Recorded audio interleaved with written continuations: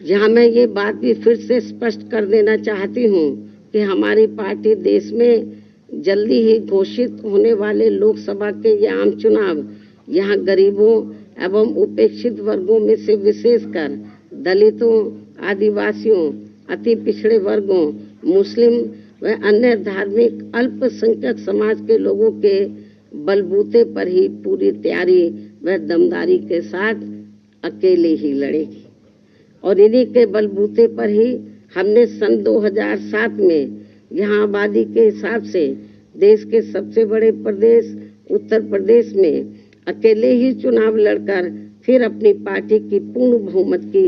सरकार भी बनाई थी। इसलिए अपने इस अनुभव को भी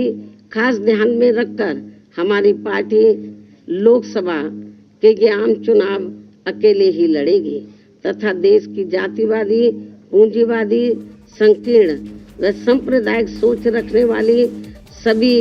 विरोधी पार्टियों से अपनी दूरी बना के रखेगी।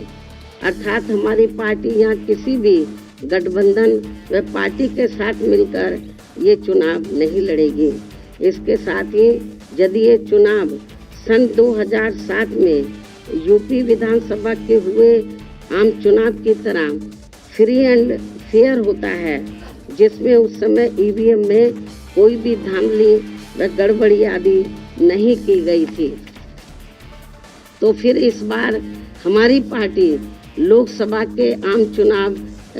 अकेले ही लड़कर अपना बेहतर रिजल्ट जरूर लाएगी। यहाँ मैं ये भी कहना चाहूँगी कि हमारी पार्टी गठबंधन न करके अकेले ही चुनाव इसलिए लड़ती है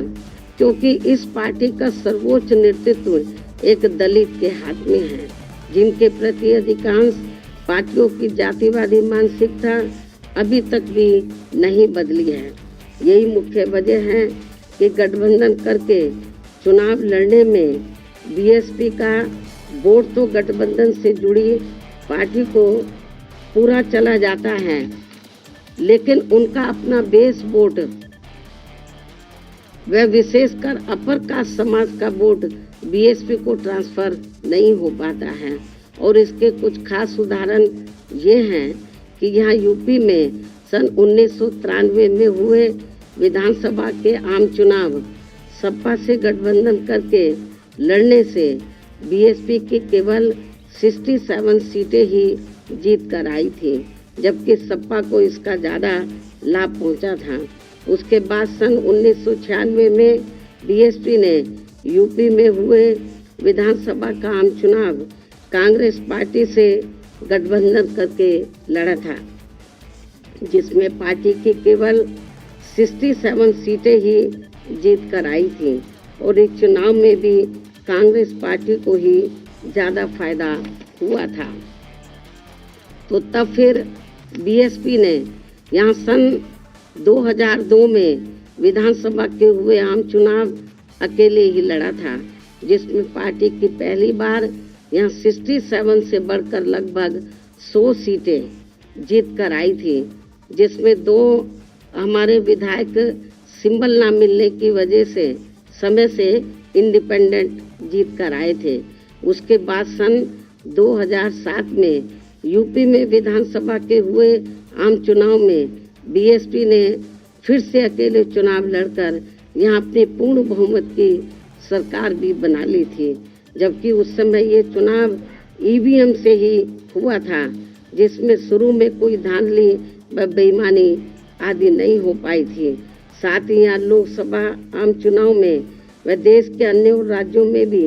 अकेले चुनाव लड़कर खासकर वोट प्रतिशत के हिसाब से पार्टी की काफ़ी अच्छी स्थिति रही है, लेकिन पिछले कुछ वर्षों से अब हर चुनाव में ईवीएम में काफ़ी धांधली व बेईमानी आदि हो रही है। ऐसी ये आम धारणा है, जिसकी खास वजह से अब हमारी पार्टी को भी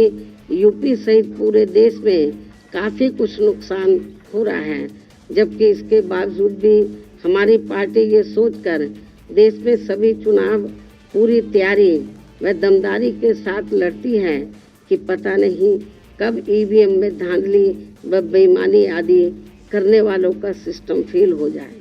तो तब फिर संबंधित चुनाव में सही रिजल्ट आ सकता है। हालांकि अब ईवीएम के विरोध में काफ़ी आवाज़ें भी उठने लगी हैं। ऐसे में ये सिस्टम कभी भी खत्म हो सकता है या फिर इसमें कुछ परिवर्तन भी किए जा सकते हैं। इसलिए हमें पार्टी के जनाधार को बढ़ाते रहना बहुत ज़रूरी है। हमारी पार्टी के लोगों को अपनी पार्टी के जनाधार को बढ़ाते रहना बहुत ज़रूरी है। साथ ही गठबंधन को लेकर खासकर मैं गठबंधन के बारे में बताना चाहती हूँ। साथ ही गठबंधन को लेकर पार्टी का ये भी मानना है कि इस मामले में अभी तक का अधिकांश अनुभव यही रहा है कि गठबंधन करके चुनाव लड़ने से हमारी पार्टी को फायदा कम व नुकसान ज़्यादा होता है तथा इससे पार्टी का वोट प्रतिशत भी कम हो जाता है और फिर बीएसपी से गठबंधन करने वाली पार्टी को पूरा फायदा पहुंच जाता है। यही मुख्य वजह है कि देश में अधिकांश पार्टियां बीएसपी से गठबंधन करके चुनाव लड़ना चाहती हैं, जबकि हमें बीएसपी के हित को भी देखना बहुत ज़रूरी है, जिसे मद्देनजर रखते हुए अब बीएसपी के लिए पार्टी व मूवमेंट के हित में अकेले ही चुनाव लड़ना ज़्यादा बेहतर होगा। लेकिन अब किसी भी चुनाव के बाद हमारी पार्टी खासकर कमज़ोर एवं उपेक्षित वर्गों के हितों में केंद्र व राज्यों की सही बनी सरकारों में व उनकी ज़रूरत को ध्यान में रखकर अपनी उचित भागीदारी के आधार पर शामिल भी हो सकती है। लेकिन